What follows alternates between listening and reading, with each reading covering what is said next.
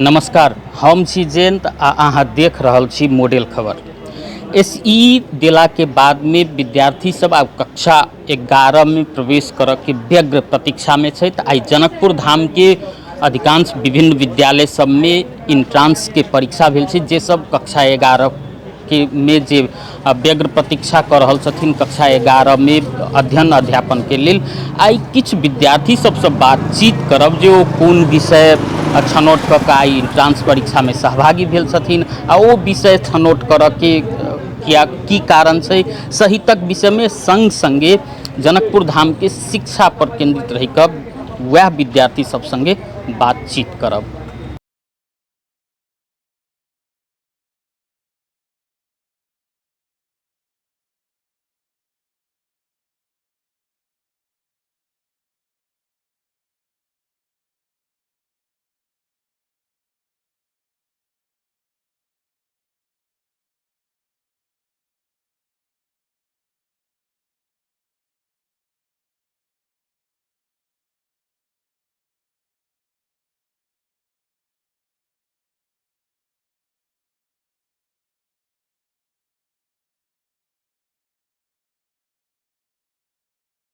हमरा लग में एक गोटे विद्यार्थी छथि जे एसई देला के बाद में इंट्रांस के परीक्षा में सहभागी भेल छथिन, हुनका से बातचीत करब। अहाँ के नाम की भेलै? मुस्कान साहनी। कतऽ से आयल छियै? जनकपुर में कदम चौक पर। एसई कोन विद्यालय से देने छलिए आ कते ग्रेड आयल छल?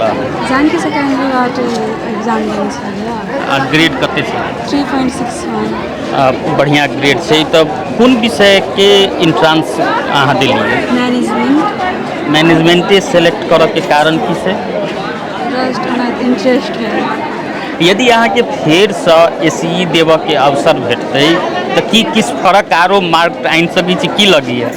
हाँ, अभी बेसी मार्क आनि सकै छै। की फर्क होइतै? अब जेना विद्यालय जीवन के कोनो एकटा नीक क्षण कहूँ जे अहाँ ओ कहियो नहीं बिसरि सकै छी, से याद अइ अहाँ के जे ओ दिन कहियो नहीं बीतै? तेहन याद नहीं। ठीक छै। आब अहाँ ई कहू जे विद्यालय जीवन में सबसे कठिन विषय अहाँ के कोन लगै छल, जे ई विषय नहीं रहे आबऽ वाला दिन में? तेहन कोनो विषय छै? तेहन नहीं छै, सब विषय में फोकस छलिए। अच्छा ठीक छै। आब हमरा सब लग में किछु दोसरो विद्यार्थी सब छै तऽ हुनको सबसे बातचीत करब। अहाँ के नाम की भेल? नमस्ते, खुशबू कुमारी मंडल। अब कतऽ से आयल छी अहाँ इंट्रांस? हम तो चितवन पढ़े छलिए आ गाँव में घर छै, लेकिन एग्जाम दिए के लागी हम चितवन से अइलिए। चितवन से लोग बाहर जाय चाहे छी, जनकपुर किया अइली, की कारण छै? नहीं, हम एचे करे छिए 11-12 आगा पढ़े के लागी हम 11-12 के सीओ एग्जाम देबी। एसई में कोन विद्यालय से एसई देने छलिए आ ग्रेड कते आयल छलिए? हम श्री सकल भवन कन्या मावी से जनकपुर धाम से देने छी एसई। हमर 2.35 जीपीए आयल छै के और हम एसएलसी देला 2 साल भ गेले। एसई देला 2 साल भ गेल। अच्छा, यदि फेर से अहाँ के अवसर भेटतै एसई देबऽ के अवसर भेटतै तऽ ऐसे नीक मार्क आनऽ के या किछु फर्क करऽ के प्रयास करबै? अच्छा, एहि बेर कोन विषय लऽ कऽ अहाँ इंट्रांस देलिए? हम साइंस के। हम एचे कहि रहल छी तऽ हमरा आगा पढ़ऽ के एमबीबीएस के करऽ के लागी हमरा 11-12 चाहिए, एहि के लागी हम आयल छी। कनी इजी पड़तै, ओ संबंधित फील्ड भेलै ताहि हिसाब से। कोन विषय अहाँ के सबसे नीक लगलै? हम तऽ ठीके छै, तरह मैथ ठीके, सभी के ठीके छै के दियो। और नेपाली इंग्लिश तऽ अच्छे है के हमरा लागे। विद्यालय जीवन के एकटा कोनो एहन क्षण कहू जे अहाँ ओ कहियो नहीं बिसरि सकै छी, से याद अइ अहाँ के? हम तो एना तो 10 क्लास में तो पढ़ने नहीं रही, तैयो हम एसई देली, लेकिन हम बढ़िया मार्क आयल छलै। वही टाइम हम बहुत अच्छा छै के, मतलब कहियो नहीं जीवन नहीं बिसरबै कि हम पढ़बो नहीं के लिए 1 साल तैयो हम पास भ गेली, लेकिन देली एग्जाम तक। और एके स्कूल के विद्यार्थी सब छलै से। विद्यालय में जीवन में जना सबसे कठिन विषय अहाँ के कोन लगैए? मैथ हल्का। मैथे लगैए। अच्छा, अब हमरा सब लग में दोसर विद्यार्थी सेहो छथि, हुनको से बातचीत करबै। अहाँ के नाम की भेल? प्रणाम, हमर नाम अंशिका सिंह। कतऽ से आयल छियै एग्जाम देबऽ? जी, हम कटैया चौरी जनकपुर धाम से। ई कोन विषय के अहाँ इंट्रांस देलिए? कॉमर्स। कारण की छी कॉमर्स सेलेक्ट करऽ के? जी हम बैंक मैनेजर बने के बहुत शौक है, तो वही हम अपन मम्मी पापा के सपना अपन पूरा करे लगी वही लाइन में मतलब भविष्य में बैंकिंग सेक्टर में काज करऽ चाहै छियै? बैंकिंग सेक्टर में काज कऽ कऽ की उद्देश्य छै, आगू की करऽ के छै? जेना अखन वित्तीय क्षेत्र में एकदम समस्या सब नेपाल में देखल जा रहल छै, तऽ की छै जी हम बैंक मैनेजर बन के अपन जे बैंक सब में घपला जे होइ छै से सब नहीं होए देबै, आ से अपन अपन तरफ से तो हम पूरे कोशिश करबै कि ई सब नहीं होए। कोन विद्यालय से देने छलियै एग्जाम? Daffodils public school. एकटा कोनो एहन क्षण कहू जे अहाँ जीवन में कहियो नहीं बिसरि सकै छी। आब तऽ विद्यालय जीवन घुरि कऽ फेर नहीं एतै, एहन कोनो क्षण कहू जे कहियो नहीं बिसरि सकै छी। जे ऐसी टाइम में जे भेल छलै, एते डर से हम सब मतलब जे नहीं पढ़ल छियै तैयो एते उ करे पड़लै ओहि से हमें। किया डर रहै? केहन होते केहन नहीं, एते टाइट चले ना एसी के सेंटर से कहल नहीं जा सकी, तैयो अच्छे मार्क आले हमर, तैयो अच्छे गेले हमर। भविष्य में आरो कोनो तेहन योजना जे ई करतियै? जी नहीं हम एके गो छै। ठीक छै, आब हमरा सब लग में दोसर किछु विद्यार्थी सब सेहो छै, तऽ अहाँके नाम की भेलै? हमर नाम मोहम्मद फरहान साहब है। कतऽसँ ई इंट्रांस देबऽ आयल छी? कोन विद्यालयसँ उत्तीर्ण केलियै सी आ कतेक ग्रेड आनने छलियै? हम चिल्ड्रेन होली प्लेस हाई स्कूल वाल्मीकि नगर 8 में, जैमें एससी दिल्ली हुए ग्रेड आयल है 2.80। कोन विषय के इंट्रांस देलियै? तऽ हम अभी एग्जाम दिल्ली कॉमर्स से। कॉमर्स से सेलेक्ट करऽ के कारण की छै? कॉमर्स सेलेक्ट करैके कारण ई छलै कि हमरा आगे जाके बिजनेसमैन बनऽ के। बिजनेस में आगाँ कर। विद्यालय के कोनो क्षण याद अइ जे ओ कहियो नहीं बिसरि सकै छियै? तऽ बहुते है, जेना एकटा कोनो मोन छलै क्लासमे हमसब बहुते रमैलू करलियै साथी सब संग। साथी सब संग। कोनो कठिन विषय जे ई आब नहीं हमरा पछाड़े चाहे हमरा नहीं सताबे, तेहन विषय छै? ओहन तऽ खास के ना है, फिर भी साइंस के हम नहीं होते करै, ताहि दुआरे कॉमर्स। अच्छा ठीक छै, हमरा सब लग में आरो किछु विद्यार्थी छै, तऽ अहाँके नाम की भेलै? मोहम्मद सलमान रैन। कतऽसँ एग्जाम देबऽ आयल छी इंट्रांस के? अध्ययनपुर से। अध्ययनपुर कतऽ? कोन पालिका? बलवा नगर पालिका महोत्तरीसँ। अहाँके कोन विषय में एतऽ इंट्रांस देलियै? कॉमर्स। कॉमर्स से सेलेक्ट करऽ के कारण की छै? फ्यूचर में सीए करने, बिजनेस करने। सीए करऽ के। सीए के लेल बहुत परिश्रम चाही से बुझल है कि नहीं? मैं रेडी छू, बचपने से कितना परसेंट मैं रेडी से सीए करना। आई केहन गेलियै इंट्रांस के एग्जाम? 50 मार्क चले होते, 50/50। 50 पूरा लिखलियै? A to Z। ठीक छै, आब किछु विद्यार्थी सब सेहो छथि, आरो छथि, हुनको से बात करबै। अहाँके नाम की भेलै? हमर नाम अभिनव ठाकुर भेल। कतऽसँ आयल छी एतऽ इंट्रांस देबऽ? जी हम जनकपुर धाम वार्ड नंबर 7 स्वास्थ्य स्कूल के पछाड़ी से। कोन विद्यालयसँ देने छलियै एसीई आ कतेक जीपीए आनने छलियै? हमार अपने के 3.77 जीपीए है और श्री गोकुल प्रसाद मॉडल सेकेंडरी स्कूल बसैया से। कोन विषय के एतऽ इंट्रांस देलियै? हम अपने के ये विज्ञान के इंट्रांस दिलिए। विज्ञान सेलेक्ट करऽ के कारण? विज्ञान सेलेक्ट करे के कारण फ्यूचर में इंजीनियर नहीं तो डॉक्टर के सपना रहा। इंजीनियर या डॉक्टर? जी। कोन विषय अहाँके सबसँ इजी लगी छल विद्यालय जीवन में जखन अहाँ पढ़ै छलियै तऽ? विद्यालय जीवन में सबसे इजी मैथ लगे छल। मैथ। आब तऽ विद्यालय जीवन फेरसँ घुरि कऽ नहीं एतै, एहन कोनो क्षण कहू जे कहियो अहाँ ओ बिसरि नहीं सकै छियै, ओहने क्षण रहितै पूरा जीवन, तेहन कोनो क्षण छै? जे साथी संगत रहे से पहले वाला क्षण तो नहीं रहते, पर साथी संगत के बहुते याद होते। हाँ जी। आब एकटा ई कहू जे सबसँ इजी कोन विषय लगै छल अहाँके? इजी मैथ आ इंग्लिश। मैथ आ इंग्लिश। तेँ साइंसो लेने छी? वही बात छै। किछु विद्यार्थी सब आरो छै, हुनको सबसँ बात करऽ के प्रयास करब। अहाँके नाम की भेलै? उमेश शाह। कतऽसँ आयल छी इंट्रांस के एग्जाम देबऽ? सरलाही बसरपुर। सरलाही से आयल छी। कोन विद्यालयसँ एसीई देने छलियै? श्री राम जानकी महावीर। जनकपुरे? नहीं, सरलाही नेपाल। सरलाही के कोन ठामसँ? हरिपुर वार्ड नगर। हरिपुर वार्ड नगर पर। कोन विषय के इंट्रांस देलियै एहिठाम? कॉमर्स। कॉमर्स सेलेक्ट करऽ के कारण कि अखनो जे बात केली तऽ बेसी गोटे कॉमर्से कहलखिन। कॉमर्स सेलेक्ट करऽ के कारण की छै अहाँके? कारण छै कि फ्यूचर में विदेश जाके कॉमर्स। विदेश जाके कते गोटे कहलखिन हम बिजनेस करबै या CA करबै, चार्टर्ड अकाउंटेंट बनबै। अहाँ विदेश किया जाके सोच बनेने छियै? नेपाल में कम कुछ देखबे नहीं करै छै, ताहि कारण नेपाल में किछु नहीं छै? कुछ नहीं छै, कथी छै?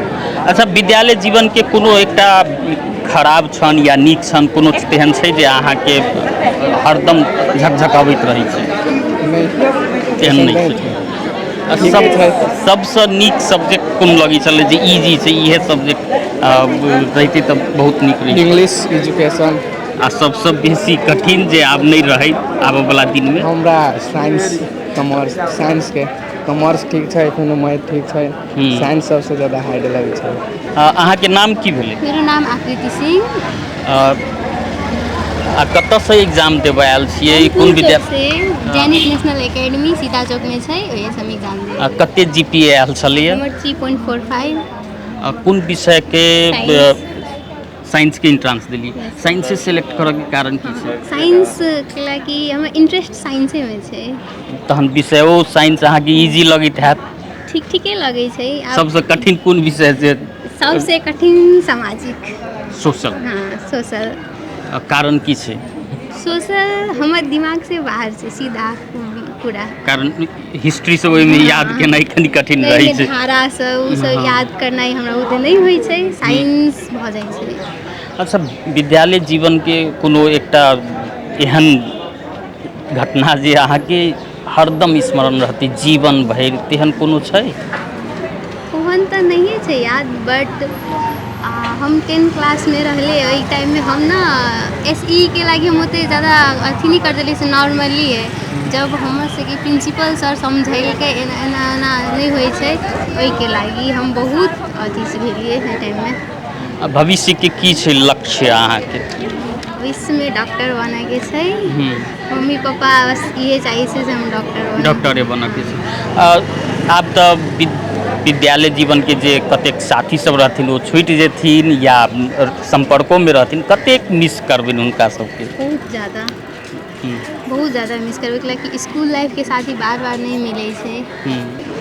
ई सब छलैथ SE देला के बाद में जे आगा के कक्षा 11 में अध्ययन के लेल व्यग्र प्रतीक्षा में छथिन, ओ सब जे अखन हम मॉडल कॉलेज के आगा में छी, ओतऽ जे कक्षा 11 के लेल इंट्रांस के परीक्षा देलखिन हँ, एहने किछु विद्यार्थी सब संग हमसब बातचीत केलहुँ।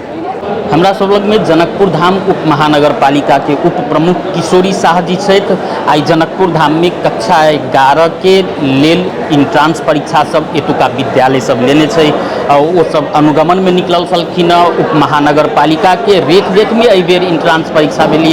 अनुगमन के क्रम में केहन देखल गेलै, केहन विद्यार्थी सब में उत्साह या जनकपुर धाम के विद्यालय सब में विद्यार्थी सबके केहन क्रेज देखल गेलै, ओहि विषय पर केंद्रित रह कर बातचीत करब। अपने के स्वागत है इस मॉडल खबर। धन्यवाद। अनुगमन के लिए अहाँ कक्षा 11 के जे इंट्रांस के परीक्षा सब भेलै, अनुगमन के क्रम में की देखल गेलै? अनुगमन के क्रम में ई पहले नगर पालिका से होइ छलै, नगर पालिका करै छलै। नगर पालिका के मैन पावर बेसी लगै छलै, टेंशन ओनाहियो रहै छलै, आ नगर पालिका केनाही कऽ के निकालै छलै इनके सबके सहयोग से। मॉडल के, मीट के, मोनास्टिक के, ये सब सहयोग करके एहि के नगर पालिका एहि बेर सोचलकै कि नहीं, ई कॉलेज इनको सबके धारणा एलै, एगो मीटिंग भेलै आ नगर पालिका के सेहो धारणा एलै कि ई जैठाम विद्यार्थी पढ़तै ओ कॉलेज इंट्रांस है, तो वो कॉलेज एके दिन सब कॉलेज के इंट्रांस में हो, एके समय में हो, एके गो क्वेश्चन है।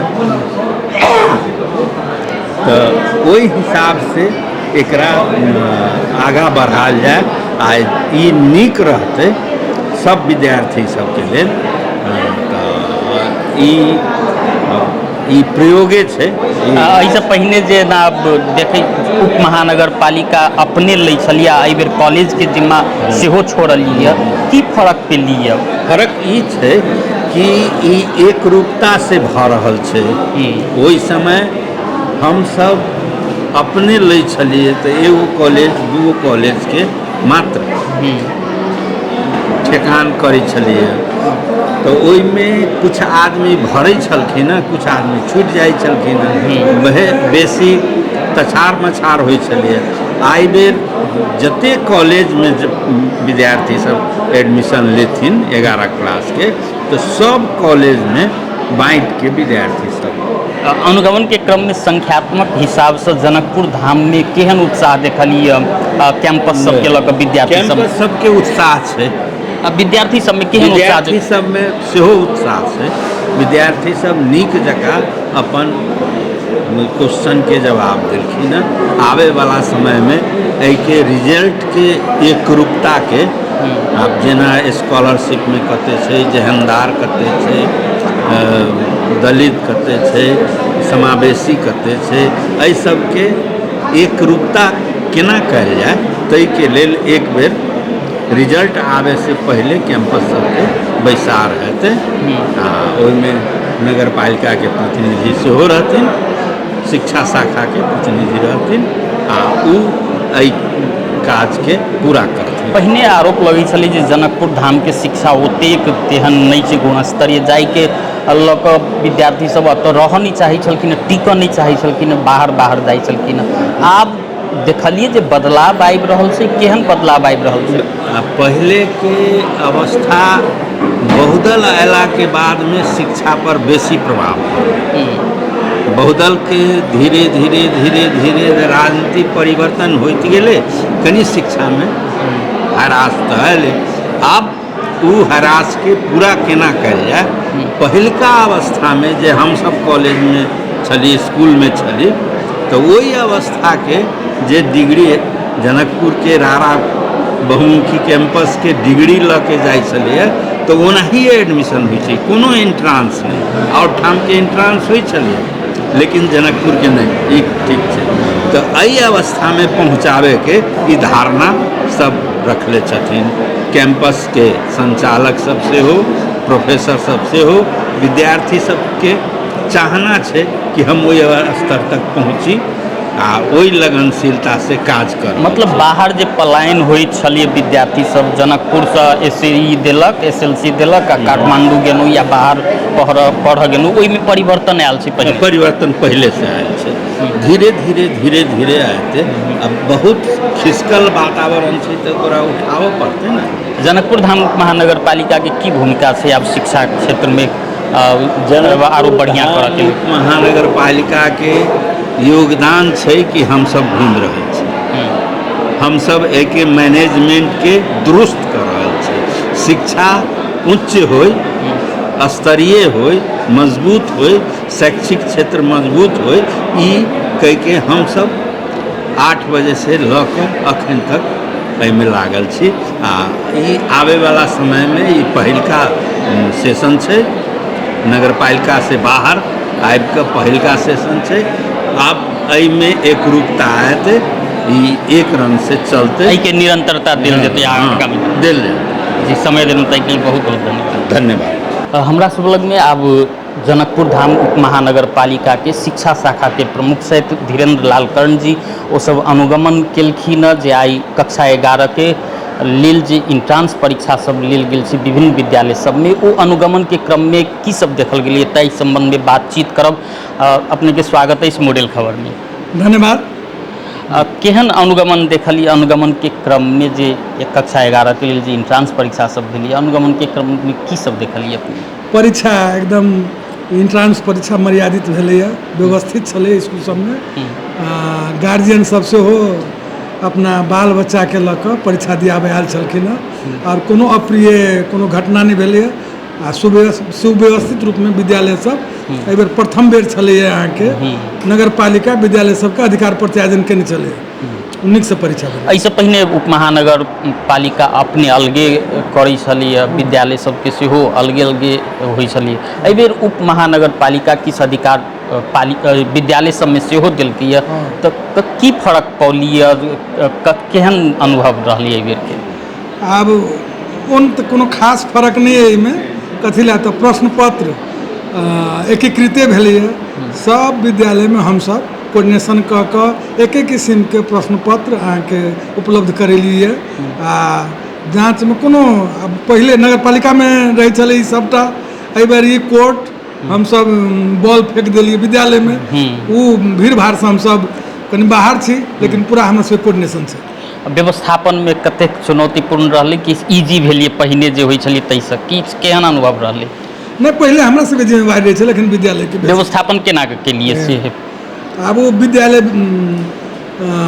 विद्यालय में अहाँके एकटा छात्रवृत्ति व्यवस्थापन समिति छै, वो अपन निर्णय कऽ कऽ अपन परीक्षा व्यवस्थित केलकै। आबो वाला दिन में आरो ई इंट्रांस परीक्षा के व्यवस्थित करबाक लेल कोनो तेहन योजना सब छै पालिका लग? आब एन नियम जे बनै छै ने, तऽ ओ एकटा बाइबल कुरान जकाँ तऽ नहीं होइ छै। ओ दिनानुदिन एहिमे कथी सुधार करऽ पड़तै, आब प्रयोग भेलैए एहि बेर, ओहिमे आब कथी सब सुधार करऽ पड़तै, वो हमसब देख कऽ सुधार करबै। सुधार होइत जेतै और बढ़िया दिन दिन हमसब एकरा व्यवस्थित करैत जाएब। जी धन्यवाद।